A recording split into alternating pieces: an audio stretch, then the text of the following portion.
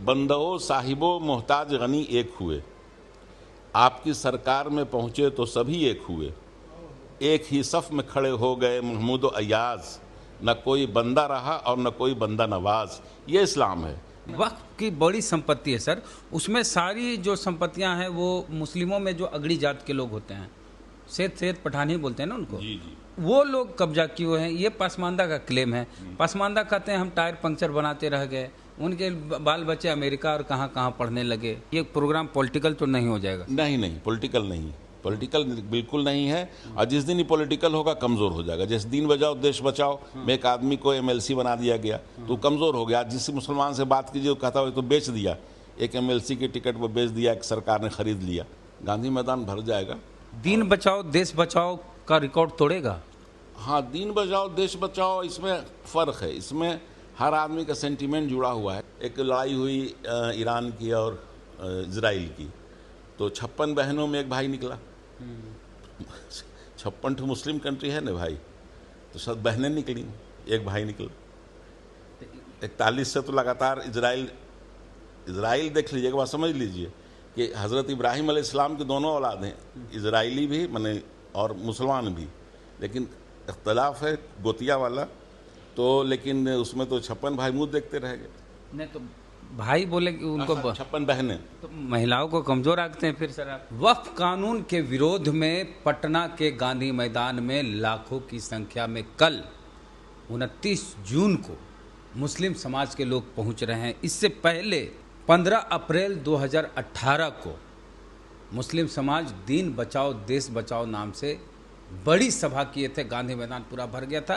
कोई भी political party इतनी भीड़ नहीं जुटा सकती है जितनी भीड़ उस समय जुटी थी देश बचाओ दीन बचाओ में। तो कल फिर कार्यक्रम है और कार्यक्रम में है वक्फ बचाओ दस्तूर बचाओ कॉन्फ्रेंस। तो नौशाद अहमद साहब हैं, सीनियर लीडर हैं, सामाजिक नेता हैं, अभी किसी पॉलिटिकल पार्टी से जुड़े हुए नहीं हैं। और 2015 के चुनाव में मांझी जी पार्टी साहब दरभंगा ग्रामीण से चुनाव लड़े, खैर अभी पॉलिटिकली एक्टिव नहीं है। तो क्या लग रहा है सर कल गांधी मैदान में क्या होगा और ऐसी ज़रूरत क्यों आ पड़ी कि वक्फ जो कानून बना उसके विरोध में पूरे बिहार के मुस्लिम समाज पटना में गांधी मैदान में एकजुट हो रहे हैं? इसकी ज़रूरत नहीं थी, इस वक्फ अमेंडमेंट की ज़रूरत नहीं थी। और ये एक समझिए कि तशद्दुद फैलाने के लिए आपस में इसको लाया है सरकार ने। खैर, लेकिन इसमें सारे लोग एकजुट हैं और गांधी मैदान में कामयाब मीटिंग होगी। और मैं भी अपील करता हूं कि तमाम लोग अपने घर से 4 घंटा 5 घंटा 6 घंटा का वक्त निकाल के इस सभा में सम्मिलित हों, आएँ और इसको कामयाब बनाएं। क्योंकि ये आपके एकता के लिए ही है और कोशिश ये हो रही है कि आपकी एकता न रहे, ऊपर नीचे आगे पीछे करके पासमानदा गैर पासमानदा करके इसको कमज़ोर करने की साजिश कुछ लोग कर रहे हैं। आप किस में आते हैं, पासमानदा में आते हैं? ये पासमानदा में भी आते हैं। अभी तो पासमानदा समाज के लोग और उसके नेता कहते हैं कि भाई हमको तो कहीं वक्फ में कुछ पद ही नहीं मिलता और सारी मलाई सैयद पठान खा लेते हैं, तो इस लिहाज से पासमानदा को उसमें अधिकार मिलेगा। तो बोलने से नहीं होगा, उसके लिए करना होगा। आप उसके लिए करना होगा। आप देखिए कि जिन लोगों ने पासमानदा की लड़ाई लड़ी, चाहे वो अब्दुल क़य्यूम अंसारी रहे हों, चाहे वो आपके हमारे ये स्पीकर थे यहाँ एजाज अली साहब के फादर इन लॉ, तो ये सब लोगों को तो मिला, उस तमाम चीज़ मिली जो कर सकते थे उन्होंने किया। अपने लोगों के लिए काफ़ी कुछ किया उन्होंने। वक्फ की बड़ी संपत्ति है सर, उसमें सारी जो संपत्तियां हैं वो मुस्लिमों में जो अगड़ी जात के लोग होते हैं, सैयद पठान ही बोलते हैं ना उनको, जी जी, वो लोग कब्जा किए हुए हैं। ये पासमानदा का क्लेम है। पासमानदा कहते हैं हम टायर पंक्चर बनाते रह गए, उनके बाल बच्चे अमेरिका और कहाँ कहाँ पढ़ने लगे। नहीं, ये उनका सोच भी गलत है और गलत प्रचार भी कर रहे हैं। देखिए, ऐसा है कि वक्फ में जो प्रॉपर्टी आई तो उन्हीं लोगों ने दिया जिनके पास थी। तो जिन लोगों के पास थी वो लोग बड़े थे, तो उन लोगों ने इसको वक्फ किया। लेकिन वक्फ की जो संपत्ति है, जितना भी मस्जिद है बिहार में, अगर आप उसमें जाइए तो उसमें इमाम जो नमाज पढ़ाते हैं और जो मुअज्जिन अजान देते हैं, उनकी ज़ात को पूछिए आप, उसमें 70-80% पासमानदा लोग हैं कि नहीं है? नौकरी करते हैं सर वो। हाँ, तो नौकरी करते हैं तो पैसा वहीं से मिलता है ना, वक्त से मिलता है। अब हमने तो अपना जिन लोगों ने वक्त कर दिया प्रॉपर्टी जो को, बोर्ड होता है बोर्ड में हिस्सेदारी। नहीं, बोर्ड में तो हिस्सेदारी सरकार का काम है देना। जब कयूम अंसारी साहब थे या आपके गुलाम सरवर साहब थे, तो उस ज़माने में तमाम बोर्ड में हर जगह जो लोग थे लोग करवाते थे अपने लोगों का। लेकिन आज जो लोग पासमानदा के नेता बने हुए हैं, हाँ। या जो पावर में हैं, मंत्री हैं, चेयरमैन हैं, कुछ भी हैं, इनकी जिम्मेवारी है कि उसमें जगह दिलवाएं बोर्ड में, क्योंकि बोर्ड तो पूरा का पूरा सरकार के कंट्रोल में है। बोर्ड कोई मुसलमान या कमेटी वगैरह जो बनता है उसमें सरकार बनाती है। जो बोर्ड जैसे वक्फ कमेटी आप जो हर जगह हर जिले में है वक्फ, वहाँ कैसे क्या होता है? अभी बिहार सरकार बनाती है ये। जिला में भी? हाँ, जिला में औकाफ कमेटी कहते हैं उसको, और वो हर जिले में सरकार बनाती है, और वो सरकार बनाती है वक्फ बोर्ड के जरिए। अब इरशादुल्लाह साहब बिहार वक्फ बोर्ड के चेयरमैन हैं, ये पूरे बिहार में औकाफ कमेटी बनाएंगे। तो अब वक्फ की जो प्रॉपर्टी है, इसमें जो बड़े लोगों का ये पासमानदा जो का ये पासमानदा इन नेताओं का, आज के नेताओं का जो क्लेम है कि हमको जगह नहीं मिलती है, ये गलत है। क्योंकि ये वक्फ किया है उन लोगों ने जिनके पास था, और इत्तफाक से लोग शेख सैयद पठान थे, तो उन्होंने तो कर दिया, उन्होंने अपनी प्रॉपर्टी दे दिया। अब वो प्रॉपर्टी पूरी की पूरी बिहार सरकार के अंडर में है, सब रजिस्टर्ड है बिहार वक्फ बोर्ड में, जो हज भवन में जिसकी ऑफिस है, आप जाकर देख सकते हैं सारा रजिस्टर। अब वो जो है सो हर ज़िला में जो औकाफ कमेटी की प्रॉपर्टी है, वक्फ की प्रॉपर्टी है, उसको संभालने या संवारने के लिए औकाफ कमेटी बनाई जाती है, जिसमें एक आदमी डिस्ट्रिक्ट लेवल में सेक्रेटरी होते हैं, तो वो तो बनाते हैं स्टेट के चेयरमैन, बिहार सरकार। तो इसमें जो लोग हैं पासमानदा नेता आज जो हैं आज की सरकार में, उनकी जिम्मेवारी है उसमें अपने लोगों की हिस्सेदारी कराएं। नहीं, जैसे उनके पिताजी या उनके पूर्वज दिए और फिर घुमा फिरा उन्हीं को मिल गया, तो फिर ऐसा कहीं नहीं है घुमा फिरा के मिल गया। वह वाले जो सैयद सैयद पठान ने दान दिया, और सैयद सैयद पठान के जो उनके वंशज हुए वो वक्फ बोर्ड में हो गए। नहीं, ऐसा नहीं है। तो अब सरकार अगर कर रही है उनके वंशज को, तो सरकार की जिम्मेवारी है। वो तो आप हमारे सिटी होनी चाहिए कि नहीं? बिल्कुल होनी चाहिए। और जिनका जितनी हिस्सेदारी है, जितना उनका आबादी है, उतनी उनकी हिस्सेदारी होनी चाहिए। हम तो जहानाबाद से आते हैं, हम तो जगदेव प्रसाद जी का आंदोलन देखा वहाँ से, और हिस्सेदारी की लड़ाई हम लड़े हैं। मैं 12 साल तक जिला कांग्रेस कमेटी का अध्यक्ष रहा, 9 साल 10 साल तक मैं माइनॉरिटी कमीशन का चेयरमैन रहा। तो हमने तो इस काम को किया जहाँ तक हमसे बना। कल कितने लोग आएंगे गांधी मैदान सर? हमको लगता है भर जाएगा, गांधी मैदान भर जाएगा। दीन बचाओ देश बचाओ का रिकॉर्ड तोड़ेगा।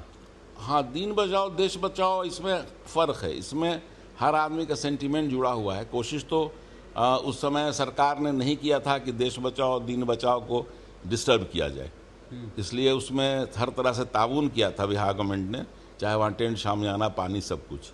इसमें बिहार गवर्नमेंट को भी न्यूट्रल आना चाहिए। ये मुसलमानों का अपना मामला है, अपना सल्टें।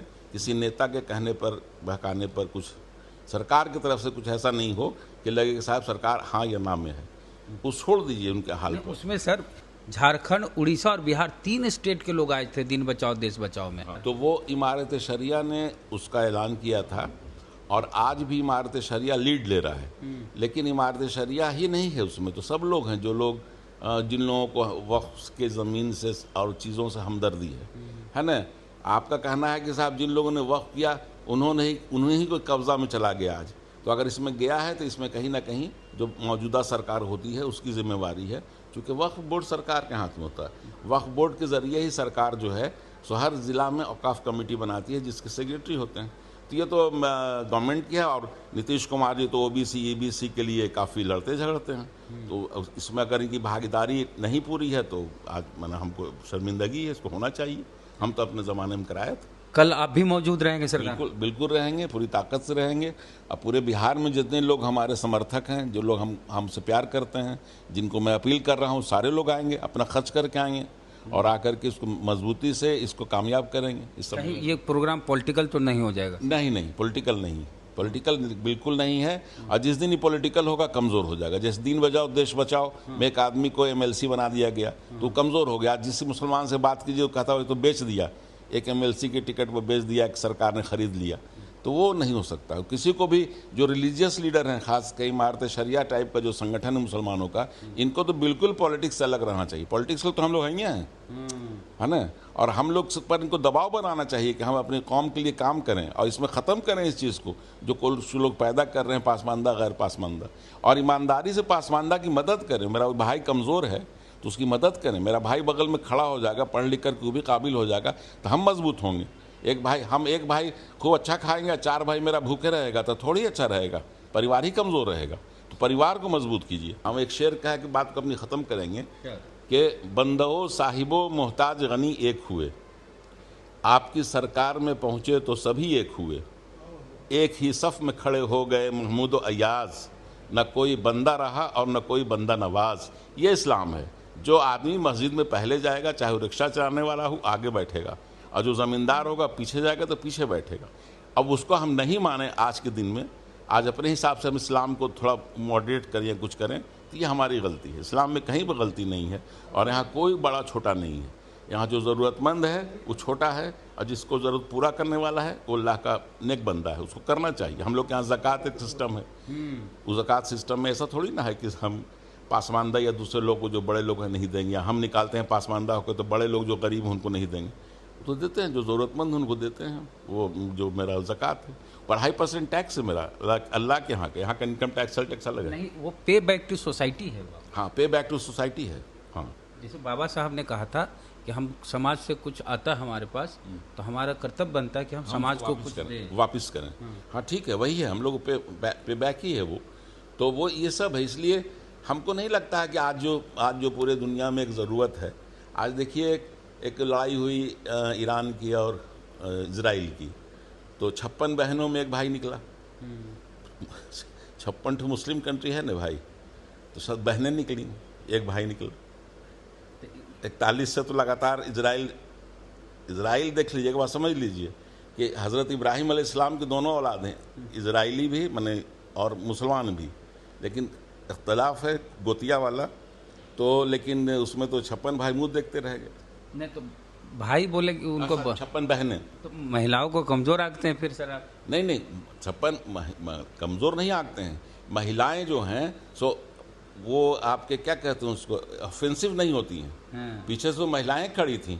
आज पूरा अरब देश जो है, अरब का जो पूरा देश है, राजाओं को छोड़ करके सब लोग ईरान के साथ हैं। राजा लोग तो अपने हिसाब से हैं, लेकिन प्रजा जो है वो है औरत, वो है, अगर औरत भी है तो वो लड़ने वाली है। इस्लाम में तो हमारे यहाँ औरतें जंग में रही हैं, इस्लामिक जंग में भी रही हैं आगे। शुक्रिया सर बातचीत के लिए। CSR हुआ सर, पे बैक टू सोसाइटी, आजकल कंपनी सोशल रिस्पॉन्सिबिलिटी जो होती है, जिसको आप ज़कात कहते हैं, कंपनी भी पैसा कमाती है, इतना % उसको समाज सेवा में खर्च करना। खैर, पूरी बातचीत को लेकर आपका क्या कहना है? क्या आप कल गांधी मैदान में जाएंगे? प्रतिक्रिया कमेंट बॉक्स में दें। जय भीम, जय भारत।